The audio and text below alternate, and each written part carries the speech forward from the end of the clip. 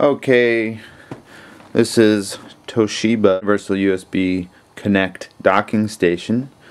Basically lets you run everything from a laptop with one USB cable to your keyboard, mouse, devices, whatnot. So let's see how this thing's packaged. It doesn't look too frustration free, which in my opinion is a disservice to customers that are paying for products, because we just want to use the product and we don't want to puzzle to get things. So anyways, I've got some scissors. I can see there's some tape here, which I suppose isn't too big of a deal, and that's probably appropriate, but we'll see what's inside. That will determine.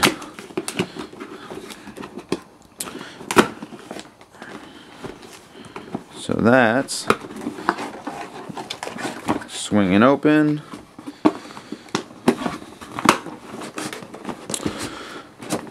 Another box, CD. Ooh, see, that's kind of nice, huh? It's sitting right there. This box, not really sure what's going on. Oh, okay, so you gotta take the CD off, and you can see that thing kind of pops open. Some foam, some more packaging,